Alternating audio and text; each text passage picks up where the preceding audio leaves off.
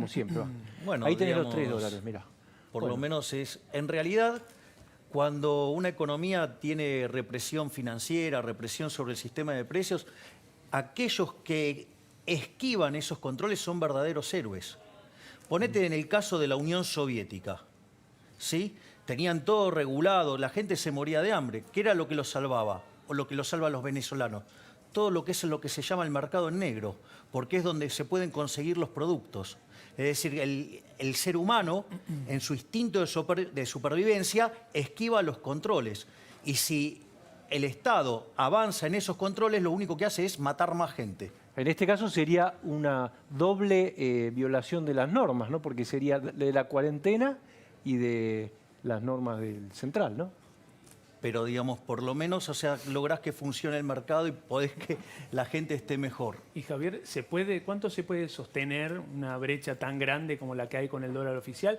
Y en caso de que no se pueda sostener, ¿cuáles son las consecuencias? Porque se habla de una, obviamente, expectativas de devaluación, cada vez menos dólares que pueden llegar de las exportaciones, porque, digamos, no te las liquidan, las exportaciones en blanco, las No te olvides que contrabandean. un exportador le liquidan primero el precio de compra, que es menor del 69, que es 63, con la retención de los impuestos le están pagando 42 pesos por dólar. Y después te adelantan importaciones. Claro. Bueno, por eso es absolutamente insostenible.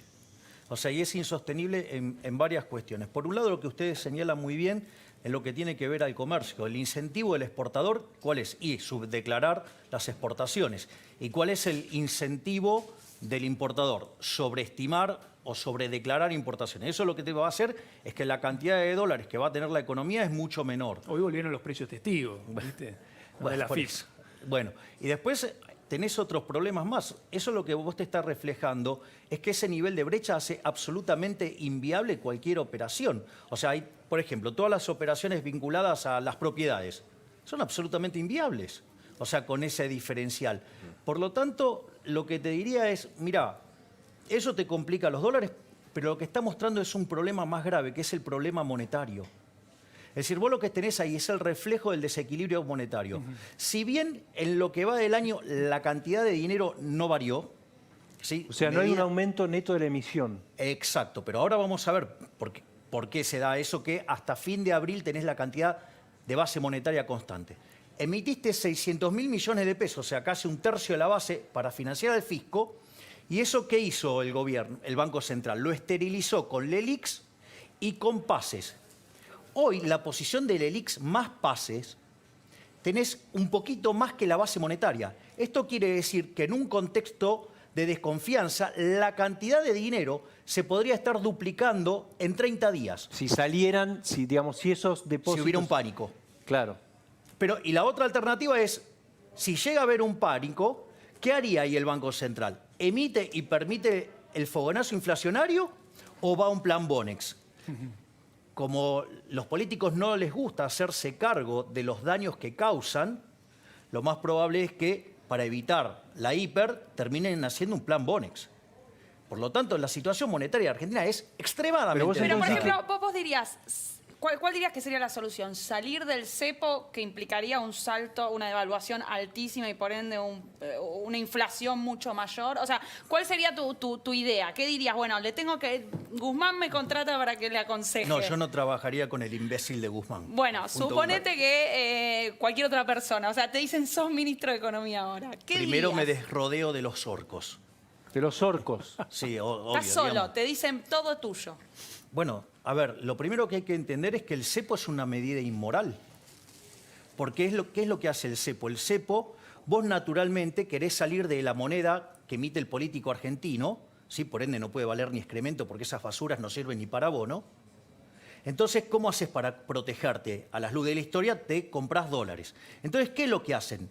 Quieren prohibirte la compra de dólares para castigarte con impuesto inflacionario. Es decir, un impuesto que es un robo, ¿sí?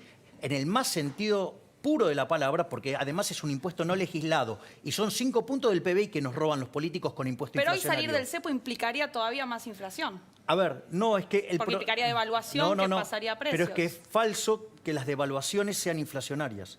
En realidad, lo que vos tenés es que cuando se genera el exceso de oferta de dinero por caída en la demanda de dinero, como el dólar es un activo financiero, pica primero, después vienen los precios de los transables, después vienen los mayoristas, después vienen los minoristas y por último los salarios. Por eso además también te explota la pobreza. Lo que hay que entender que el problema es que no es que sube el dólar o que sube el resto de los precios de la economía. El problema es que pierde poder adquisitivo el peso.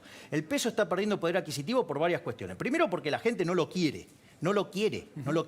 O sea, ese es el primer punto. Y el segundo punto es, vos tenés una perspectiva de déficit fiscal que puede llegar a ser monstruosa. De hecho, los números tanto de lo que fue el mes de marzo, con una caída en términos reales de la recaudación de 20%, y el gasto con una suba en términos por encima de la inflación de 20%, más la caída de la recaudación en abril, que cayó cerca de 30 y pico. Bueno, a ver, eso te está diciendo que el déficit fiscal va a ser colosal, que se va a financiar con emisión monetaria, vas a tener una cantidad monstruosa de dinero y además, como si todo esto fuera poco, tenés la bomba de las LEVAX y las LELIQs. Entonces, digamos, lo que vas a tener es un problema monetario tremendo y tarde o temprano lo vas a tener que blanquear. Y Entonces cuando no lo tenemos blanqueas... o sea, ¿qué hace, vos qué dirías? ¿Salimos del cepo? O sea, ¿cuál sería tu consejo? A ver, yo, digamos, he sido muy claro, eso está planteado en uno de mis libros, yo soy partidario directamente de eliminar el Banco Central.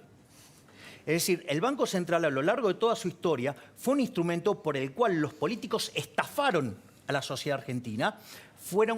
Es más, vos sabés que cada... ¿Querías volver a la caja de conversión? O sea, el modelo anterior al Banco Central. Sí, pero básicamente también modificando el sistema financiero, yendo a un sistema que se llama Banca Simon, que es un sistema anticorrida. Entonces, una vez que vos eliminás la posibilidad de corrida, porque si vos estás dolarizado, no podés emitir dólares. Entonces, ¿qué es lo que pasa? Tenés que tener un sistema anticorrida, después liberás la banca, que vaya a un sistema de banca libre, donde los bancos se hagan cargo de sus malas gestiones, después decretás o determinás la competencia de monedas, a la luz de la historia argentina, yo creo que la moneda va a ser el dólar, y a partir de ahí, sí, liquidás activos y pasivos del Banco Central y después lo llamo a Bombita Rodríguez y lo hago estallar. Javier, ¿sabés qué? No entiendo, perdón, Pancho. Vos decís, emisión monetaria la estamos viendo para pagar el IFE, lo único que se produce en Argentina son billetes de 1.000 pesos. La industria del papel está full. La industria del papel está full. Billete de 1.000 pesos a Están tratando de reactivar por ahí, Culfas. Perfecto. Déficit fiscal a niveles astronómicos. 3%, dijo Guzmán, ¿no? Bueno, primario. Todo crece. ¿Qué te lleva a eso a pensar? Cualquiera que sabe un poco de economía dice hiperinflación. Ahora el INDEC va a dar a conocer la inflación de abril, la más baja de los últimos años. Creo que está alrededor de 2 puntos. Bueno, ¿Cómo se explica eso? Bueno, pero es que eso es lo que le estaba contando a Francisco recién. Si vos tomás la cantidad de dinero, en los primeros 4 meses del año, la cantidad de dinero no varió. No varió. O sea, todo lo que emitió por una ventana el Banco Central para financiar el fisco, lo absorbió, ¿sí?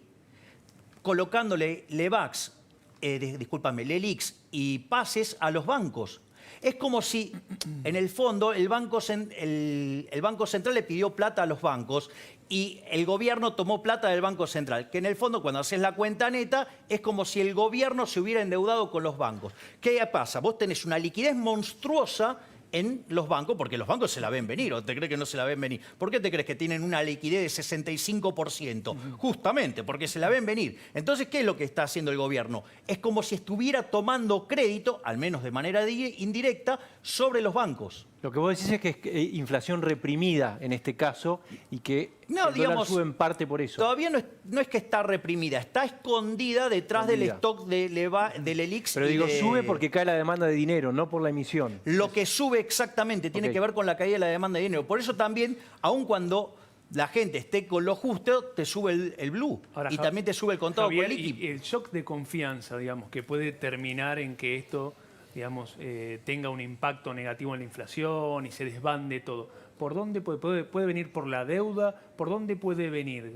¿Vos lo ves ese quiebre de confianza? El fracaso en el tema de la deuda claramente podría ser algo que lo dispare. Lo que pasa es que eso está en la mente de los seres humanos y la verdad que yo creo que los economistas, viste, que te dicen no, porque va a disparar, son unos chantas, porque es imposible saber lo que pasa en la cabeza de 45 millones de seres humanos. O sea, no sé qué es lo que lo va a disparar. Lo que sí tengo claro es que la demanda de dinero en Argentina viene cayendo desde el 28 de diciembre del 2017. La gente no quiere pesos. Exactamente. Entonces, digamos, ¿por qué, digamos, se insiste en querer tirarle pesos por la cabeza a la gente cuando la gente no quiere los pesos. O sea, para vos la solución sería dolarizar directamente.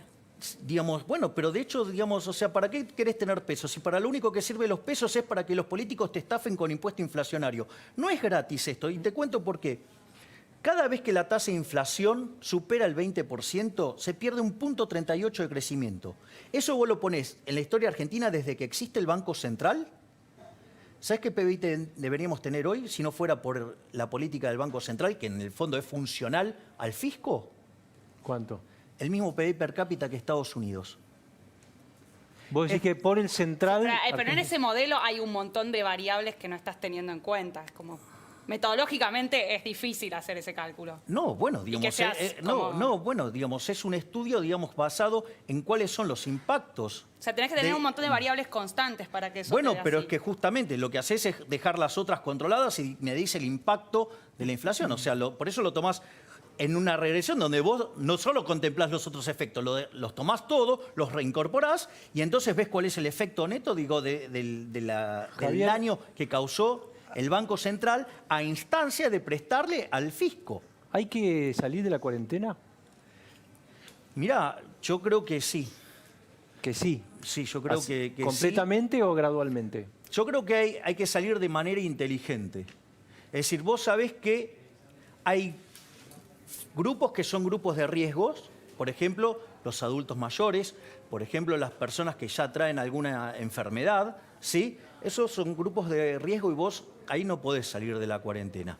Ahora, por otro lado, digamos, vos ves que en los jóvenes, digamos, o en los adultos, digo, no es letal. Aparte, los números son verdaderamente desproporcionados a las medidas que se están tomando. Yo, digamos, hago un punto. Hoy, es más, lo voy a hacer bien cruel, lo voy a redondear para arriba. Hoy en el mundo murieron, o sea, acumulado desde que inició el año, 300.000 personas, ponele.